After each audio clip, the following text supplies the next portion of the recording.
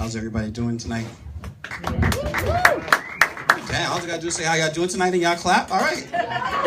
How's everybody doing tonight? All right. Well, you know, I'm not like everybody who came up here so far. I'm a preacher. I preach down the street at Cross Point Church, about 2 or 3 minutes from here.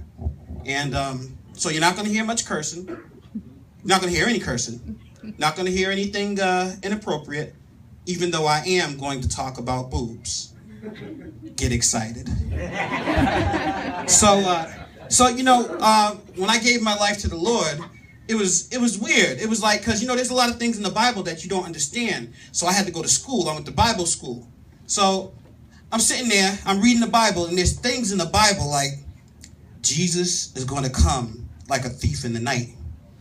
So I'm like, so if I'm getting robbed, do I just let him complete the transaction? Do I give him what he wants? I mean, what if he wants my wife's ring? It's not real. What if do I give him the ring? What cat's out the bag, honey, I'm sorry. Cat's out the bag. But yeah, so you know, it's things like that you have to really learn about the Bible, or it's going to mess your mind up. You really don't understand it. You know, a lot of things such as like Jesus, he had all these powers when he walked the earth. He brought people back to life. You know, he fed 5,000 people and everything.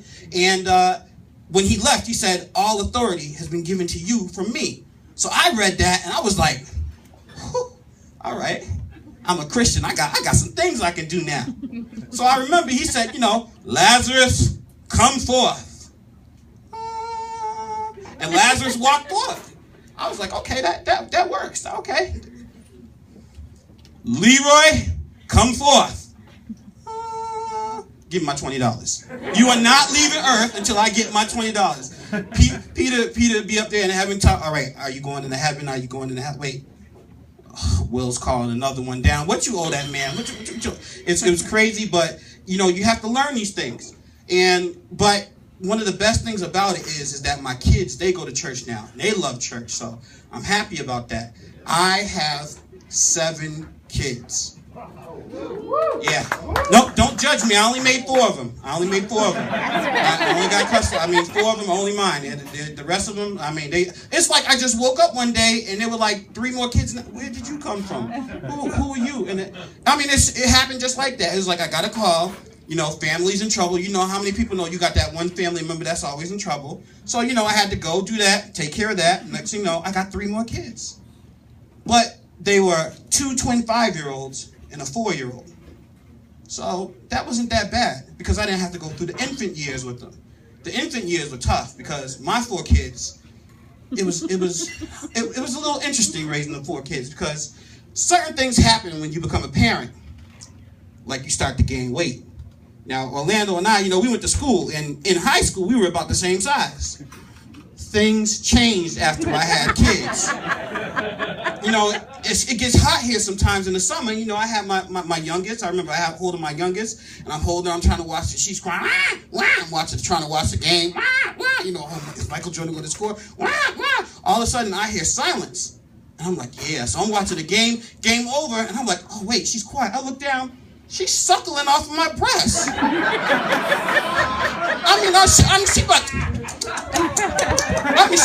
She going to town too, and I was so into the game, I didn't even notice. It's like, what?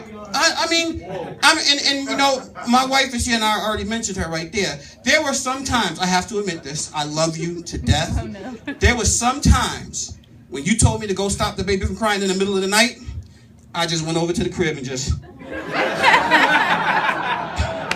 Sometimes I would fall asleep in the crib. She'd be suckling, I'd be drooling. She'd wake up, drool in her eye, I drool on my mouth, my boob. I mean, hey, I have to do what I have to do. But yeah, I mean, you know, that happens like that sometimes. But I'm a little offended because my wife let this happen to me. This happened to me on her watch. She let me get out of control like this. And it was little subtle things too, because, you know, you don't notice it when you just living your life. I'd be like, babe, you know, is these jeans, are they, you know, they a little tight? No, it's the dryer. It's not you, it's the dryer. And you start believing that stuff. But then when, you know, my nieces came, you know, the day after I went and got him, I sat my knee on my lap. I was like, hey, you know, I'm your Uncle Will. Uncle Will's handsome, right? She said, yep, and fat.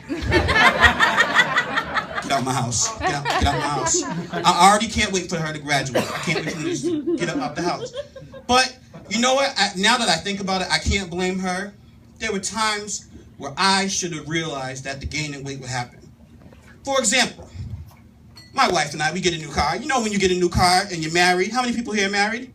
You get a new car, you both want to drive it, right? Oh, I want to drive this time. No, I'm going to drive this time. So I let my wife drive. I'm sitting in the passenger seat. She's driving. We'll go over a bump. Boom. I was like, did you feel that? And she said, feel what? I said, I don't know what it. Go over another. Boom.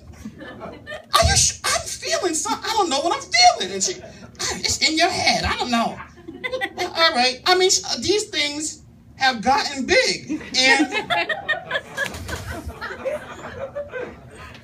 I'm never going to leave you. What am I going to say? I mean, I did have one shot today because he did ask for someone with boobs to come up, and I was thinking about it. If it wasn't for that, me and you wouldn't be together today. That's my time, y'all. Thank you guys so much.